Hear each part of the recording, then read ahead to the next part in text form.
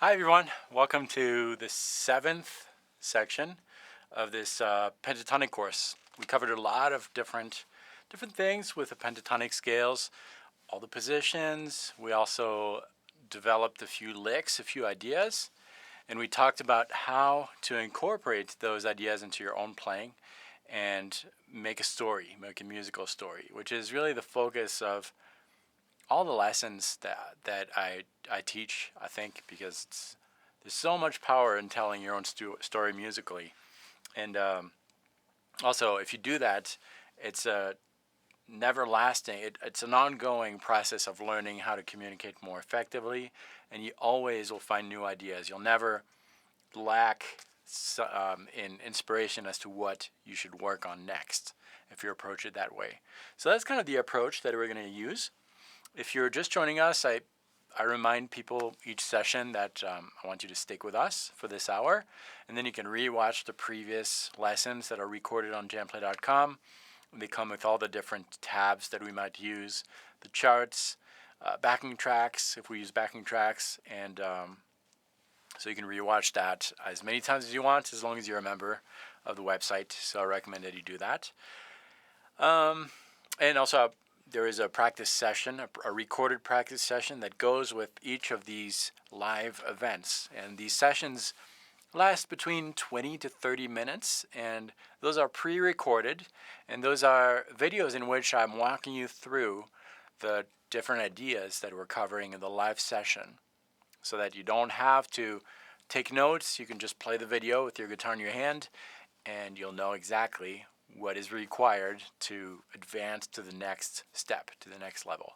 But again, if you're just joining us, welcome.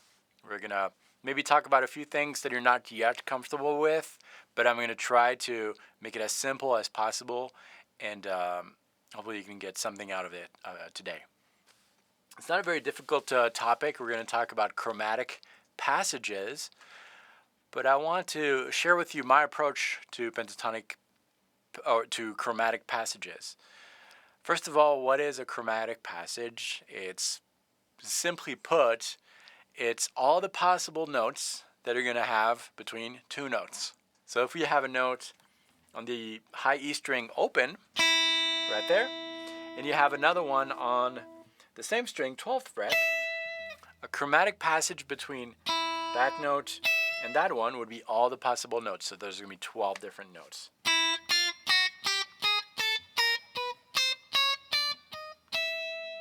Can be ascending or descending. And that's a chromatic passage. Chromatic passage could be really short too, between frets 5 and 8, for example, or descending. And that's what it is. So instead of analyzing the notes that are happening there in those passages, I want you to get the idea of fullness. There's a fullness in that. And when I approach a scale, and I think it's a good image to have, I kind of see the scale or the arpeggio or the chord as a skeleton. And the reason I'm picking that word is that a skeleton is made of bones, and that's your structure. It's a very important structure. If I didn't have any bones, any skeleton, it'd be just, all floppy, and which I am, but no, but it would not work, right? I wouldn't be able to make movements and stuff. So it's really important to have that skeleton, and you can tell a story that's going to make sense with a skeleton. But a skeleton remains a skeleton, and if you had my skeleton and, I don't know, let's say, I'm trying to find a famous person. Let's do Big Bird. Myself and Big Bird, two skeletons, you wouldn't really be able to differentiate who's who. Probably would. But let's imagine. Now, if we add the flesh, the feathers, Big Bird, and all those things, you'd be able to recognize who's who. And that's kind of how I see chromatic passages. It's adding some details, some colors. So if I just improvise with a skeleton, let's say that we're in A minor pentatonic in the first position We talked about positions in the previous sessions, but let's say the first position here, which is between frets 5 and 8, that would be my skeleton. Let's call that a skeleton.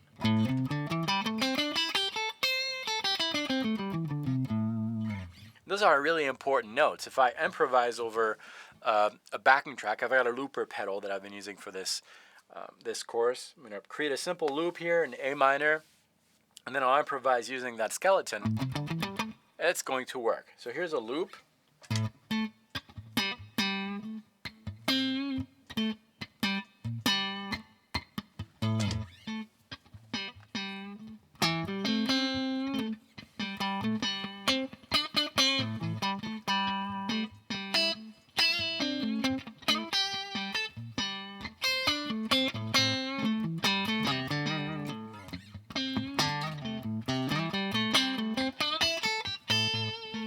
Okay, no problem, right?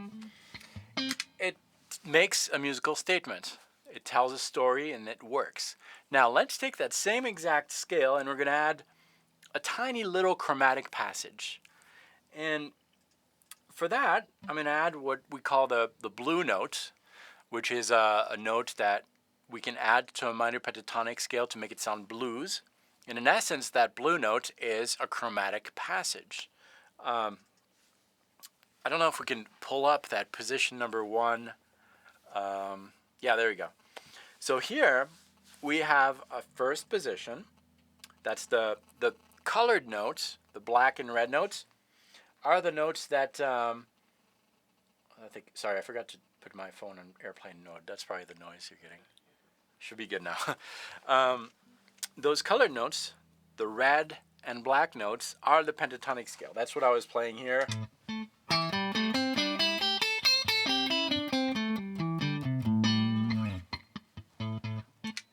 That red note just corresponds to the root, which in this case is A.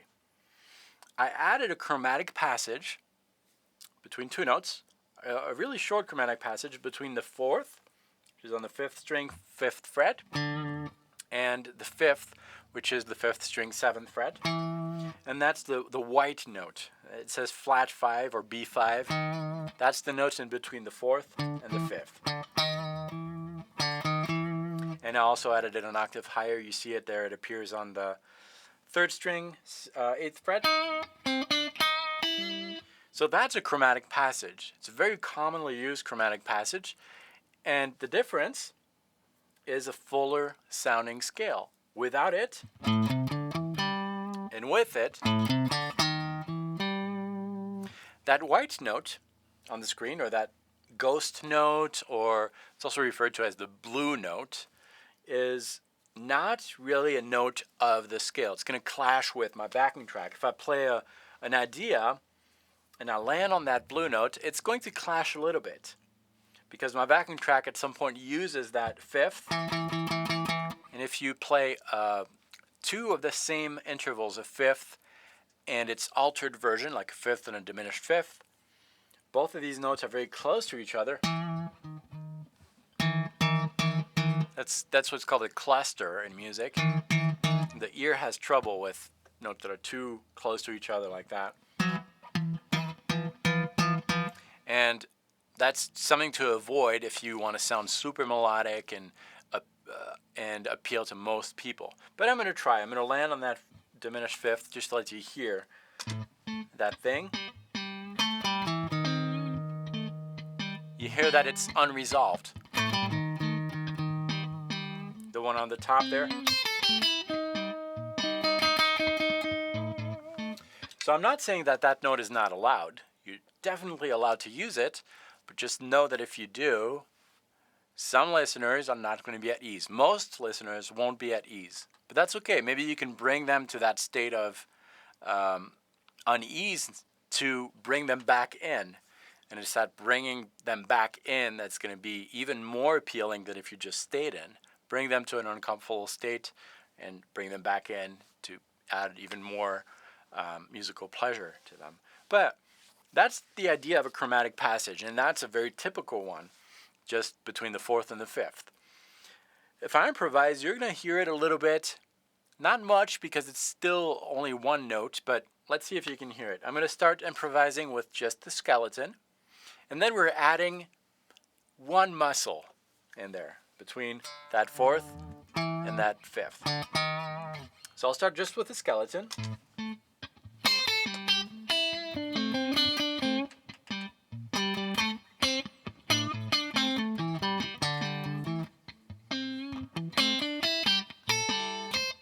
Now I'm going to add that muscle.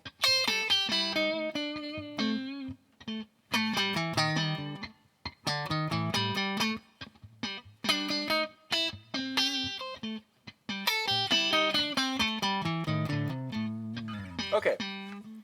Now you can kind of hear the contrast between both. One sounds a little bit fuller. What we're going to do is take that skeleton, and if we consider that first position, what do we have in the pentatonic setting? We have 2 notes per string. 1, 2, 1, 2, 1, 2, 1, 2, 1, 2, 1, 2. And we're going to imagine that, again, those are the bones. And if you look at your guitar, so don't look at the screen because it's going to be reversed, but if you're playing that position, or if you look at the diagram, we have a left note and a right note. Left, right, left, right, left, right. Those are the border notes, or the, we'll call it the border notes. We're not going really outside of that. Well, actually we are with that diminished fifth on the 3rd string, but let's just forget about that for now. Just consider the right note and the left note. So if I ascend that full scale, I'll have left, right, left, right, left, right, left, right, left, right, left, right. Now we're going to fill in our skeleton by adding all those muscles, those tendons, the flesh, and just decorate that by taking the left and the right note and filling in all the possible notes in between. So on the low E string, what we're going to have, instead of 2 bones, 2 skeleton notes, we're going to have 2 bones and 2 muscles. So bone, muscle, muscle, bone. 4 notes. The strong notes, think like a skeleton, a bone, strong, are the outside ones, the border notes. So frets 5 and 8 are the strong notes. Those are the safe notes. That doesn't mean that some of the muscles are not going to be okay notes, but if you want to be super safe, stick to your skeleton, those strong notes. And in between, you can add the flesh. So what I mean by using those strong notes is ending an idea on one of these bones. For example, so I played some muscles in between, but I landed on a bone. And that's what I want us to explore today. We're going to fill in all those pairs of bones. So there are 6 pairs because we've got 6 strings. A left bone, a right bone. Left, right, left, right, left, right. In between, we're going to make those connections. So if I make those connections, I'm going to have something like this. 5, 6, 7, 8. 5, 6, 7. 5, 6, 7. 5, 6, 7. Forget about that diminished fifth. 5, 6, 7, 8. 5, 6, 7, 8. So I've got either 4 notes or 3.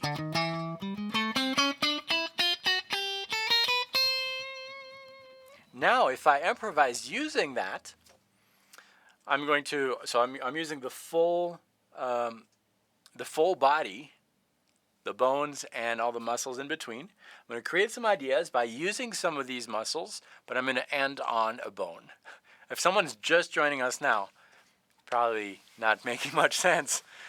It's not a medicine class or anatomy, but it helps me when I improvise. So let's try this. Here's our backing track, our loop. And imagine that we're filling out that pentatonic scale. Already that idea by itself is fine. I'm started with a bone, muscle, muscle, bone.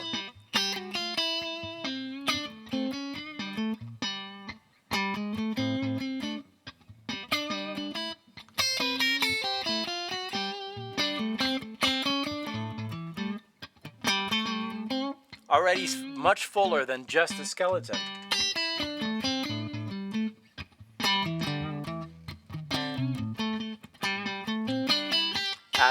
the muscles.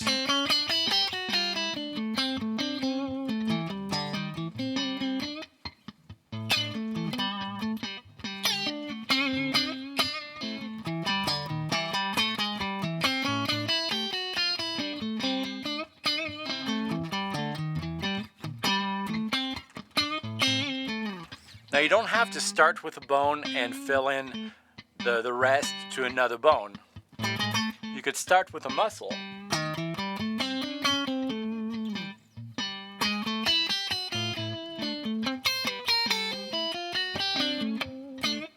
You don't even have to do the bone, the muscle in order. You could start with the bone, another muscle, bone, something like that. Great lick. And very different than just a regular pentatonic, right? I'm actually gonna try to remember that. I think it's kind of cool.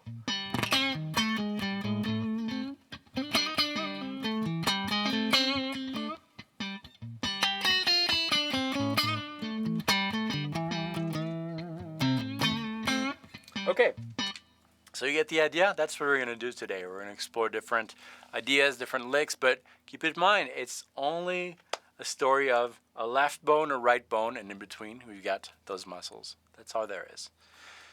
So if we take a look at the minor blues scale, which is the minor pentatonic, the bones, with one muscle, the diminished fifth, which we just studied earlier, across all the different positions. So if I put a dot anytime I have a note on my fretboard, I'll have the bones. Those are the colored notes. The flat five, which are the non-colored notes, the empty notes, are that one muscle that I'm adding. And I have a lot of possible notes, right? Tons of possible notes. And that's difficult to memorize. That's why we use positions or slices of the fretboard, which is something proper to guitar. If you ask a violin player to play minor pentatonic scale position 3, his system of positions probably will be different than yours.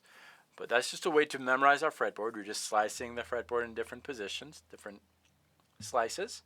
But if we were not to do that, and we already did that work, we can use that full fleshed out skeleton and improvise. Now imagine that on that fretboard, if we go back to the diagram, imagine now that instead of adding one muscle, the flat 5 muscle, we're adding all the possible muscles everywhere. What do we have? We have all the notes that are possible to play. So you might say, that's great, that's easy. I just play random notes and that's going to work. In essence, yes, but if you land on a muscle, it might not quite work. Let's give it a try though. Let's say that we've got all the muscles filled in, and I just play random notes. Any note is either a bone or a muscle.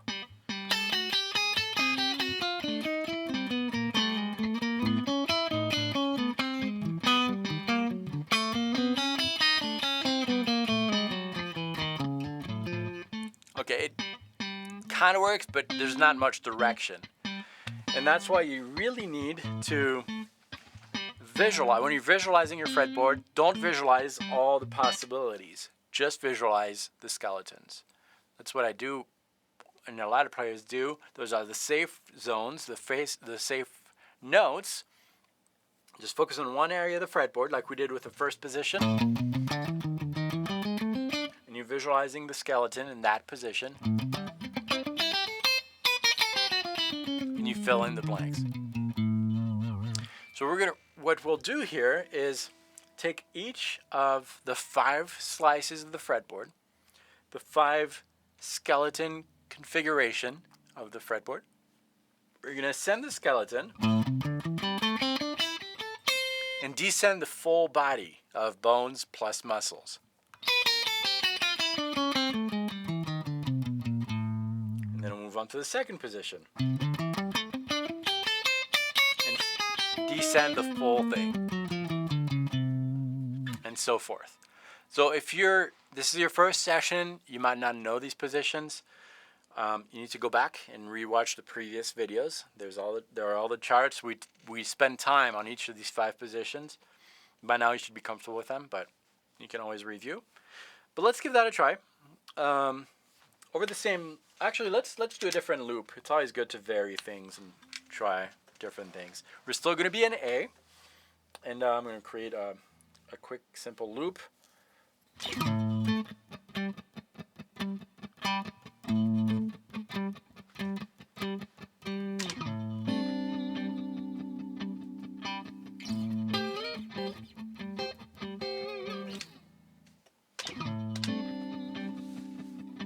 So we're sending that skeleton. Yeah, not a really good loop.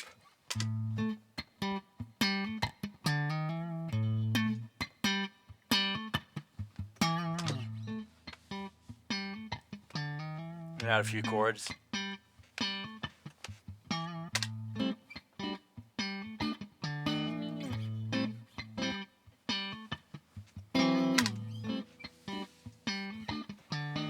Okay, so here's our first one. I'm ascending the black notes.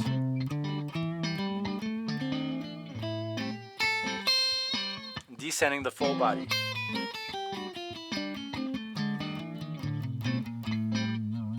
All together.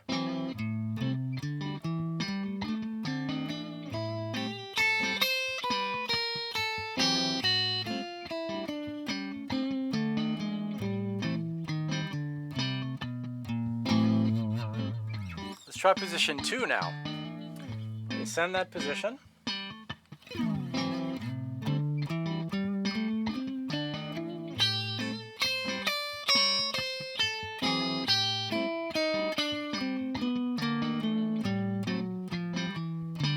We'll do it one more time.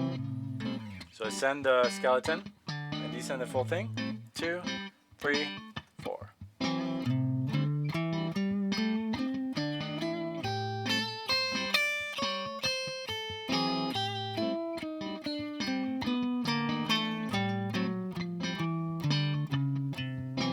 On to position number 3. 1, 2, 3, 4.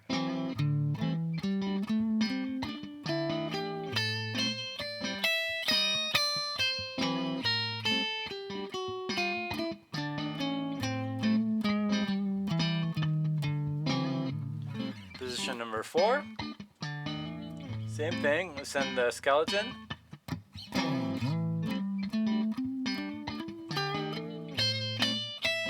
Descend with the muscles.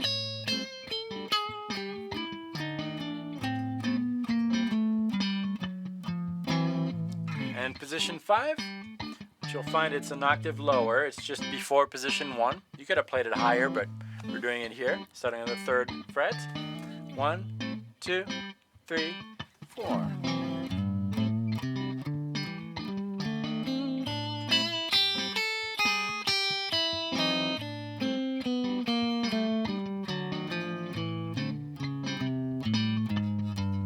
And after position 1, we can go back to position 1. After 5, we'll go back to 1. And we can ascend that.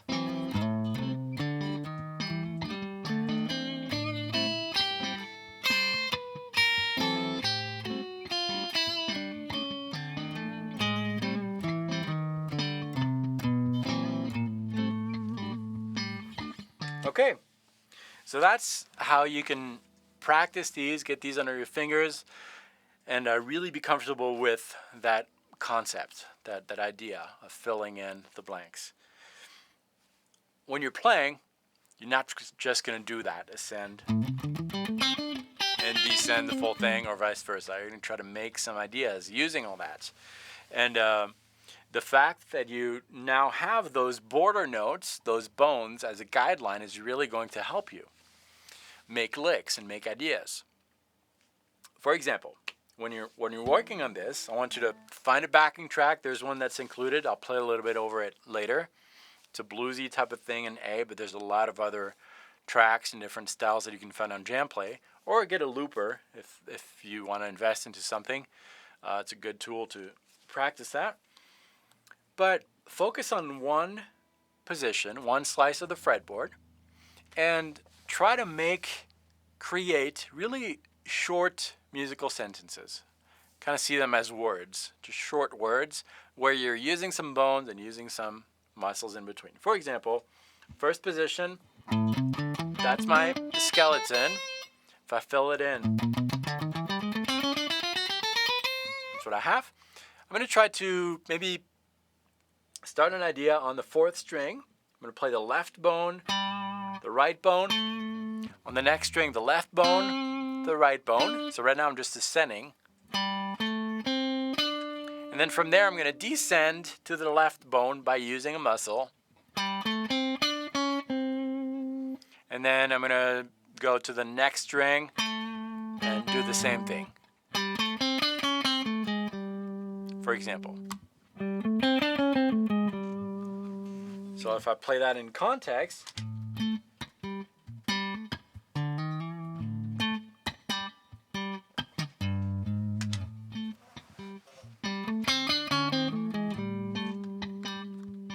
that's my idea. Very, very simple. And rhythmically I'm doing, this is our tempo. I'm using 16th notes. 1, 2, 3, 4, 1, 2, 3, 4. Da, da, da, da, da, da, da, da, da, da, da, da.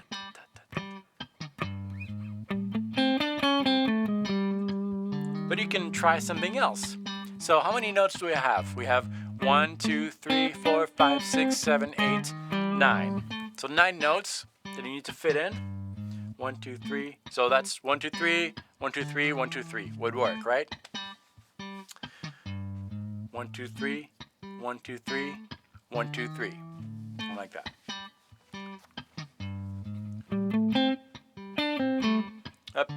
Missed some notes. So the rhythm was 1, 2, 3, 1, 2, 3, 1, 2, 3, 1, 2, 3, 1, 2, 3, 1, 2, 3, 1, 2, 3, 1, 2, 3.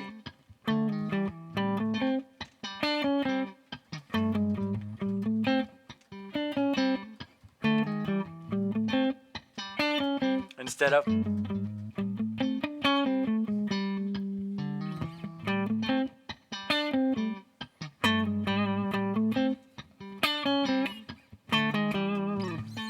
a lot of different possibilities, or maybe you can think of it as 5 and 4.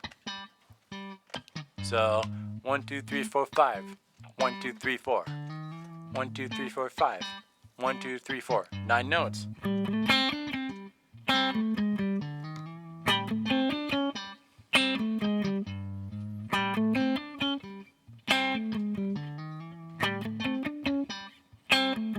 So from one simple idea, we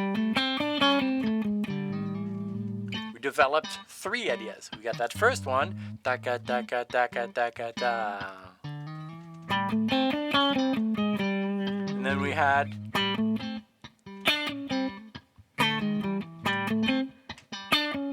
and then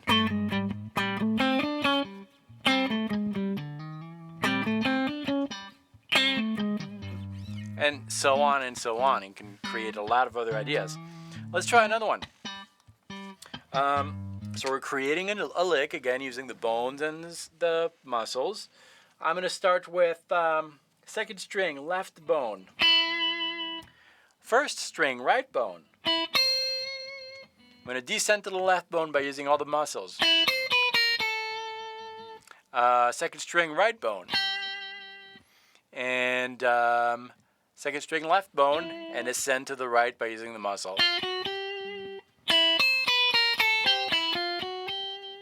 That's my lick. So let's see if I can make that work. So the notes.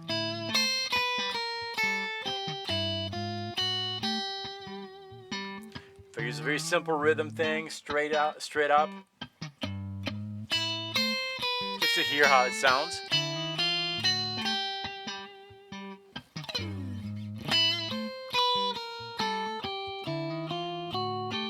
So how many notes do we have? We have 1, 2, 3, 4, 5, 6, 7, 8, 9, 10.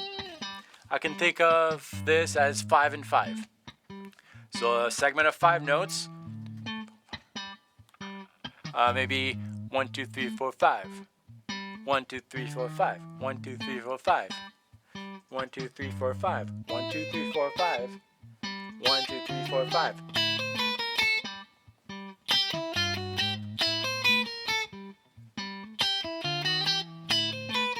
Instead of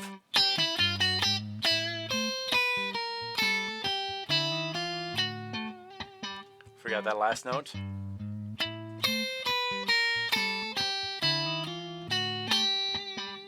We had this, more interesting.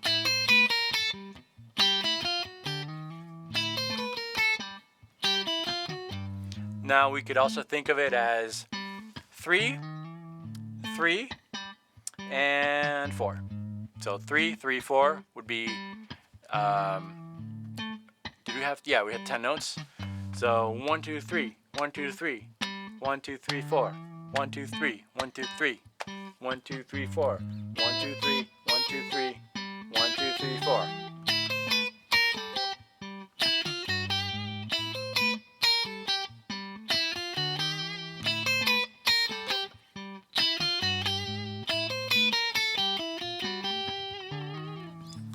Three ideas out of one, and so on and so on. You can explore that and get a lot more out of that one simple idea. And that is just for one position. That's how you work on these tiny little ideas, concepts, and extract some ideas that you can incorporate to your playing, and you can go deeper in the complexity if you want to. But that is just one position. You can do the same with the second position too if you want to.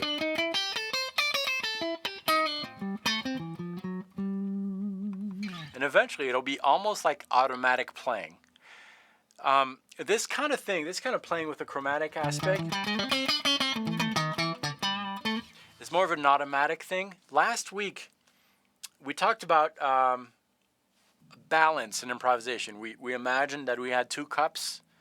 One of the cup was with representing all the involvement that you have when you're really focusing on the melodic playing, when you're almost singing, when you are singing mentally and reproducing that on your instrument, regardless of the difficulty of what you're singing, you're really directing where the solo goes. That's when you're really focusing on concentrating on the melodic ideas. That's one cup. And the other cup was more of the automatic playing. We talked about that with the sequences, where you don't have to think about it.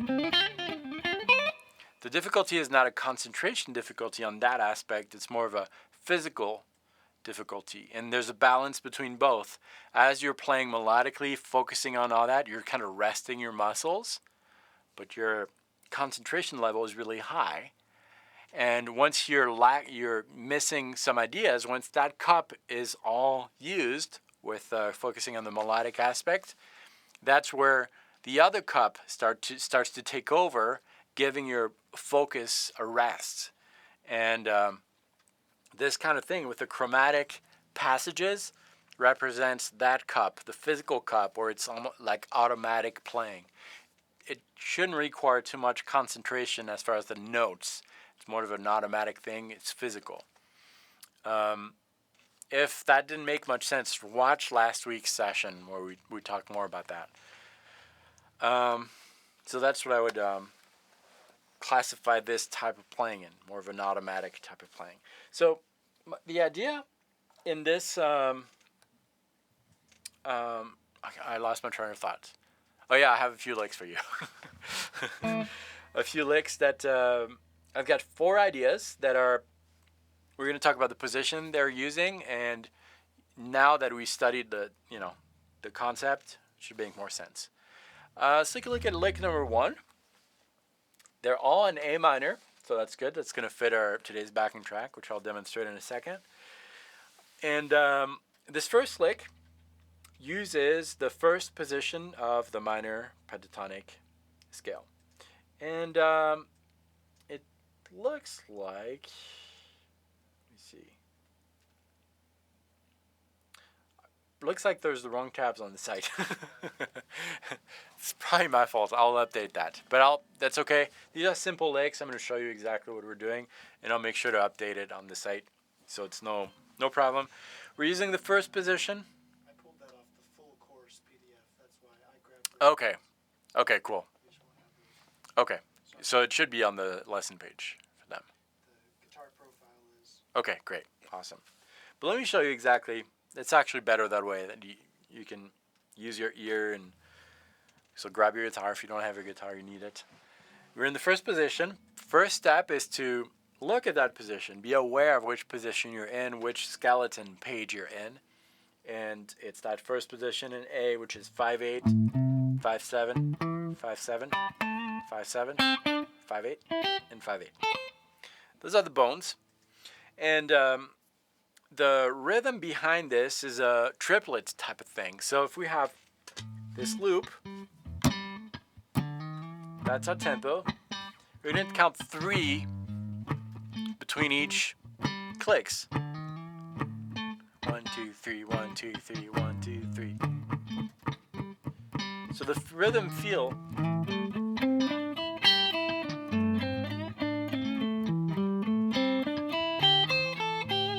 would be that.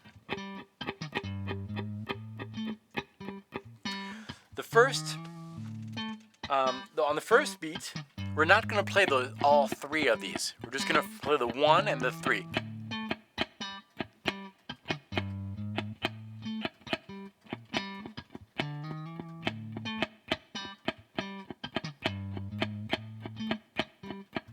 Okay? On the 1, we're going to play the right bone of the 3rd string, which is 7th fret, and we're going to bend that.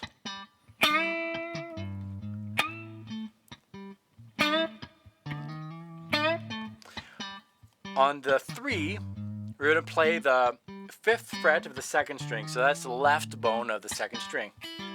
So if you're thinking in terms of that, rhythm-wise,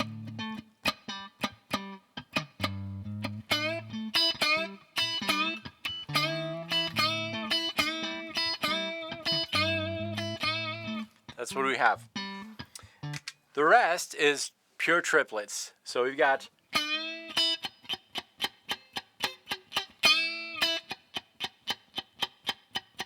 so on the 2nd beat, we're going to play the left bone of the 1st string, that's the 5th fret. Then the right bone of the 2nd string and the left bone of the 2nd string. Right now we're just playing with bones. That's what we have so far.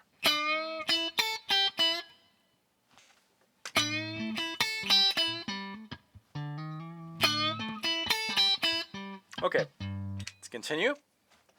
On the 3rd beat, we have, and you can get the tabs, they're in the supplemental content. On the 3rd beat, that's where we're going to add some muscles.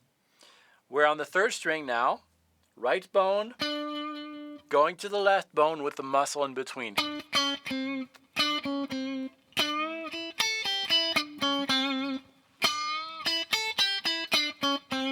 Okay? All pentatonic with those additional chromatic passages. The last beat is going to be the right bone on the 4th string, the left bone on the 4th string, and then we're going to add that in-between muscle, and we're going to end on the next bar, right bone. So all together,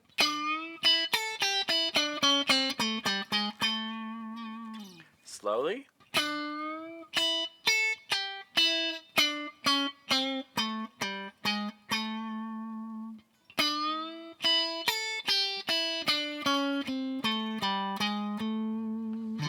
In context,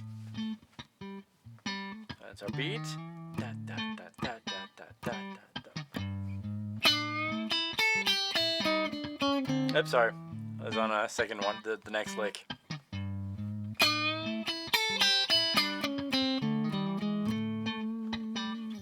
So that's the idea.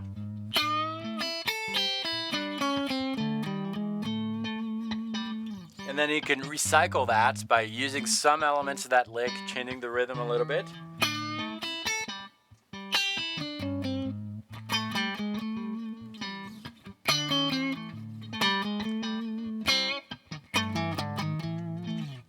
So first idea as it is.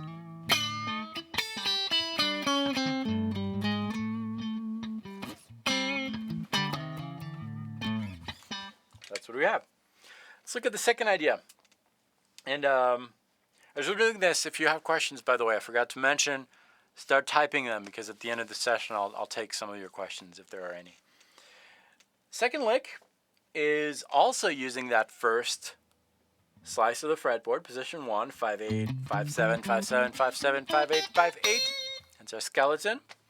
And we're going to start by descending that skeleton. Right bone, left bone. Right bone, left bone. And then we're going to add an outside muscle. That, you remember at the very first part of this lesson, I showed you the minor blues scale. And we had a flat 5 on that 3rd string, 8th fret. We're going to use that. So we're descending. Continue to descend. We're on the right bone, and we're going to add a muscle. So on the 3rd string, we have 4 notes. We have that outside muscle, flat 5, right bone, muscle, left bone. Okay, so far that's what we have. We have 1, 2, 3, 4, 5, 6, 7, 8 notes. We're continuing on the 4th string, right side bone, 7th fret. 5th string, right bone. 4th string, left and right. And that's what we have. We have 1, 2, 3, 4, 5, 6, 7, 8, 9, 10, 11, 12. 12 notes. And the rhythm is, again, triplets. So 1, 2, 3, 1, 2, 3, 1, 2, 3, 1, 2, 3. And that's 12 notes. That's what we have. And then on the second bar of the lick, we're going to end on the left bone of the E string, the low E string.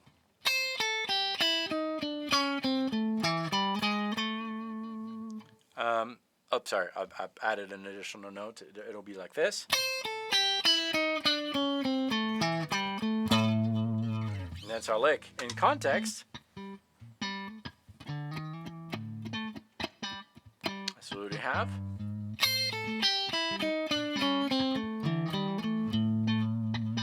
One more time.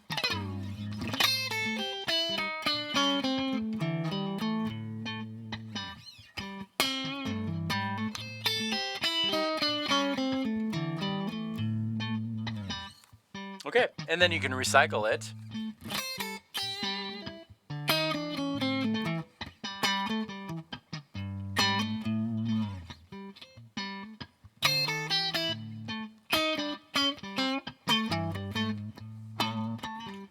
By creating some different rhythm patterns, but that's lick number 2. Let's take a look at lick number 3. This time, we're going to adventure outside of that first position. We're going to use position number 2. So that's the second skeleton shape. So quick reminder, from the low E string to the high E string, we'll have frets 8, 10. Again, 2 notes per string. So 8, 10, 7, 10, 7, 10, 7, 9, 8, 10, and 8, 10. I'm going a little fast, but that was covered in a previous session too. If we add the muscles in between,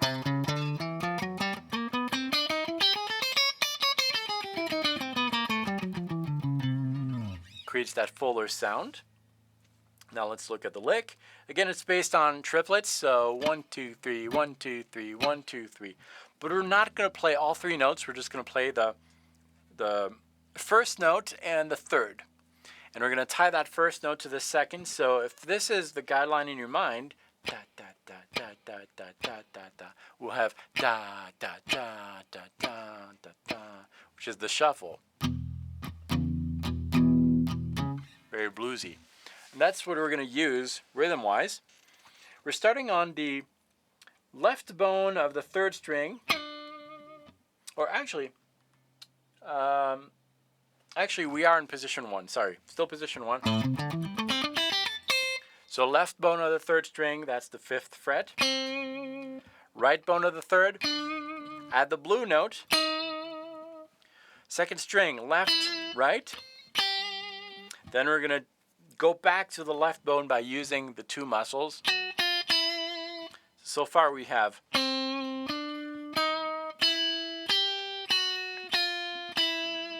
okay? And if we use that shuffle rhythm,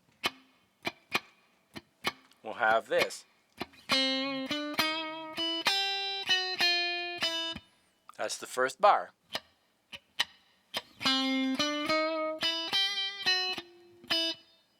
The second bar is going back to that flat 5 on the 3rd string, 8th fret. Right bone, or actually, sorry, left bone, right bone, 4th string, right bone, 3rd string, left bone. Play that second bar again. We're starting on the flat 5, 3rd string, 8th fret, 5th fret, 7th fret, going to the 4th string, 7, and 3rd string, 5. That's what we have. And with the shuffle rhythm, that's what we have. If we tie that with the first bar, we'll have something like this.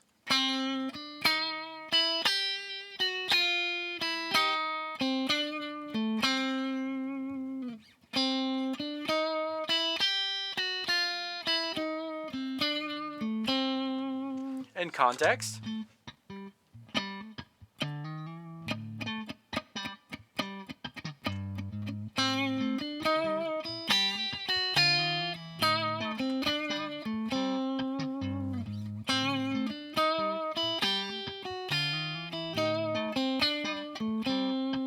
And then you can be creative with the rhythm.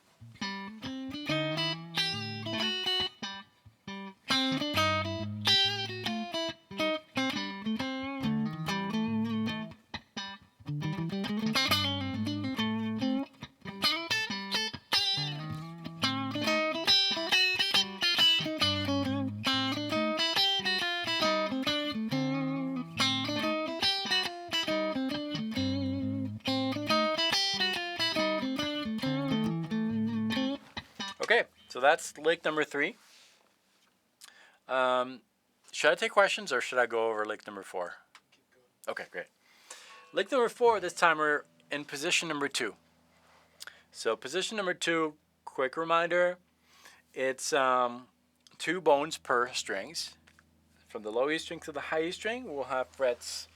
So we just covered that earlier, but really quick, we have frets 8, 10, 7, 10, 7, 10, 7, 9, 8, 10, and 8, 10.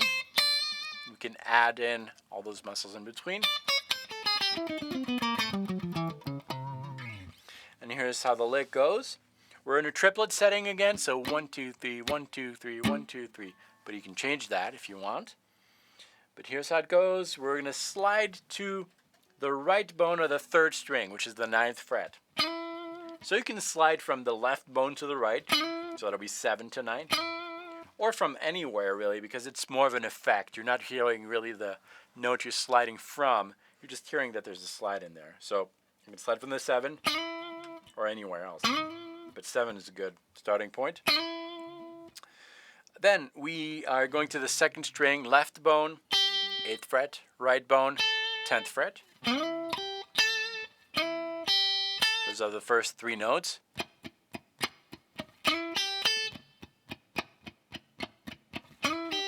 Okay?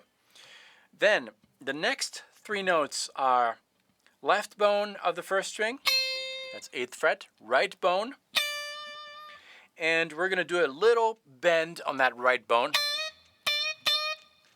dislocating that bone a little bit, like that. Just for the effect. So I wrote it as a half step bend. So it's not quite reaching that next fret, but it's in between. Just an effect like that. So that's what we have. On the 3rd beat, we're going to play that right bone again, 10th fret. Back to the left bone, 2nd string, right bone.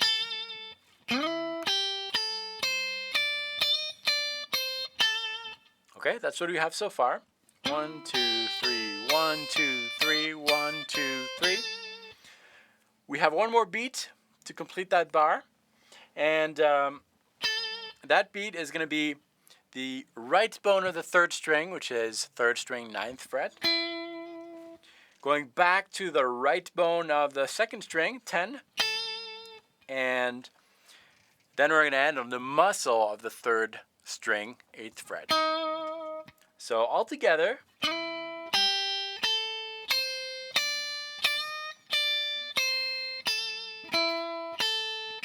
Oops. That's the muscle. One more time.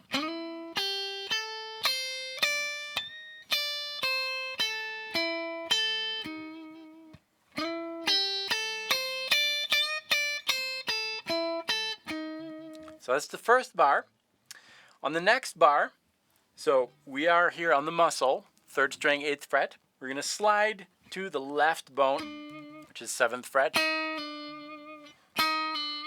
And then we're going to play 2 right bones on the 4th string, 5th string, and we'll end on the left bone of the 4th string. So that last bar is something like that. All together.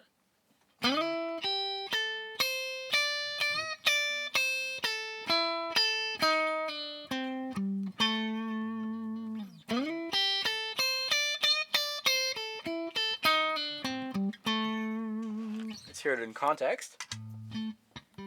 So that's our track we're using. Rhythm, the tempo, triplets, triplet, triplet.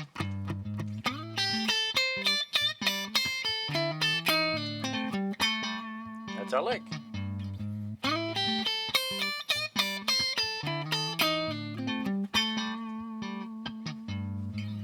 And then as you're doing this idea, you can extract many ideas from it. Maybe you like that beginning, that opening.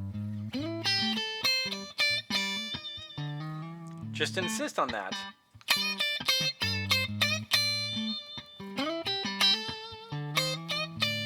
Or maybe you like the transition. We're starting with the muscle.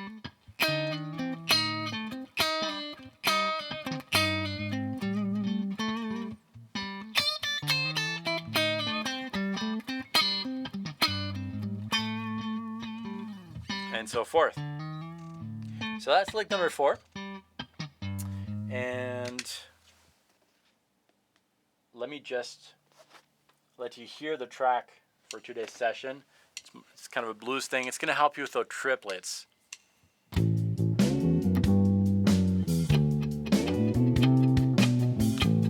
the drums aren't playing those.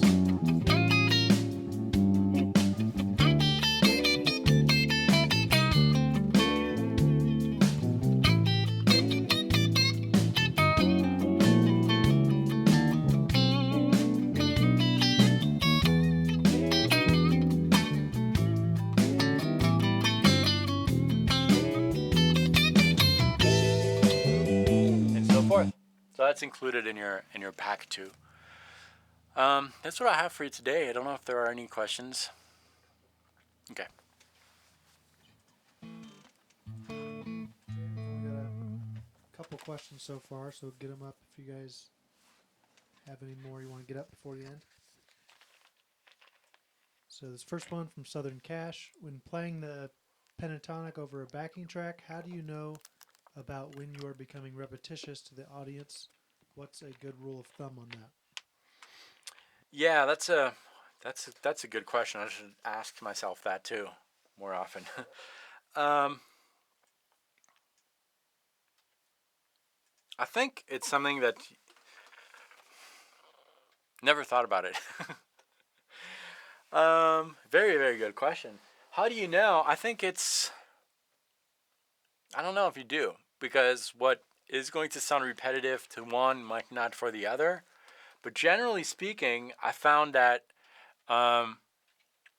what you think might be repetitive is not. Most of the time, you think you need to change ideas, and it's too fast. Most of the times, But the biggest thing is not to just clone your ideas. If you're really cloning them,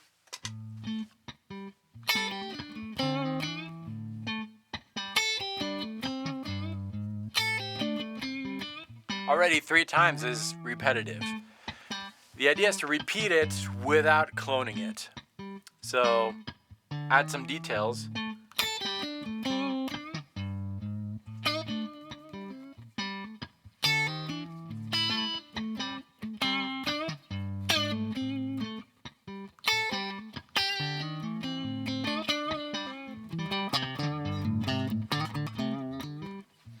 But I'd say instead of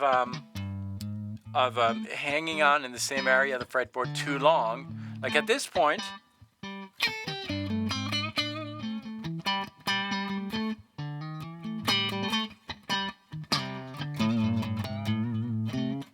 I'll probably start hanging out in a different area.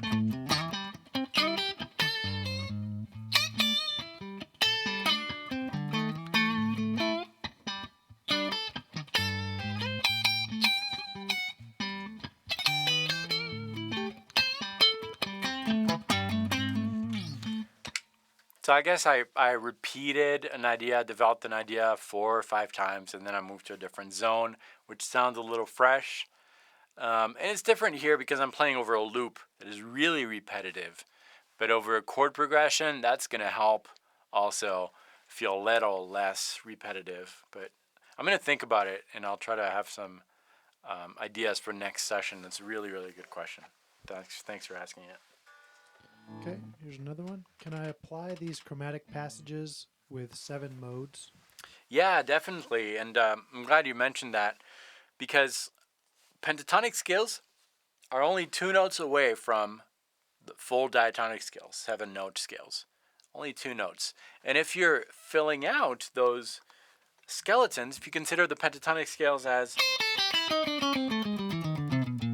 skeletons with added muscles, some of these muscles are actually going to be notes of the 7-note scale. So yeah, definitely, you can definitely do it, and yeah, definitely. So all these scales are kind of hidden within the pentatonic scales. If you have a full pentatonic scale and so forth, you have all the possible scales that you're playing. So that's what you're doing. And so any of the scales that you're using, whether it's pentatonic or maybe more elaborate skeletons, 7-note skeletons, you can fill in those chromatic passages too. So yeah, those are great questions.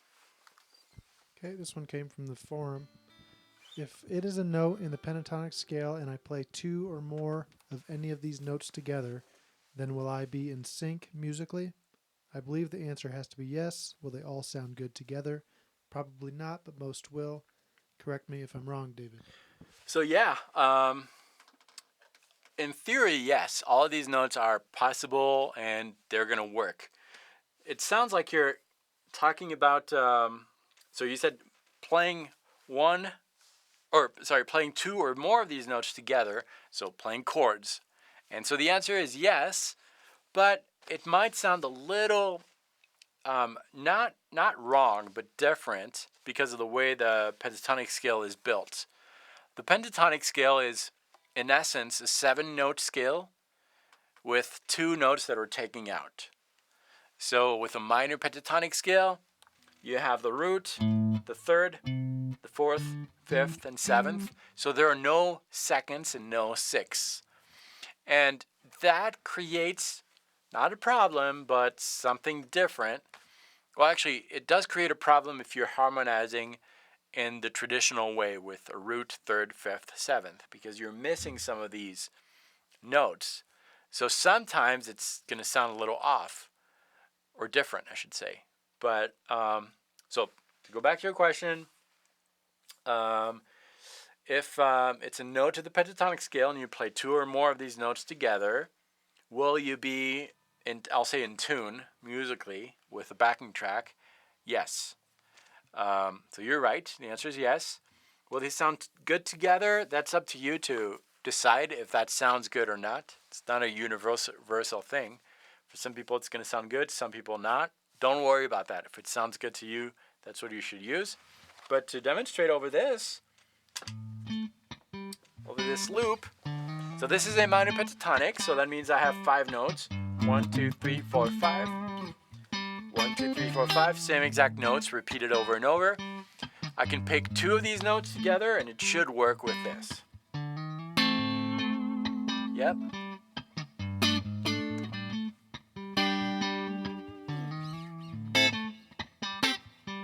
Well, that works, I think.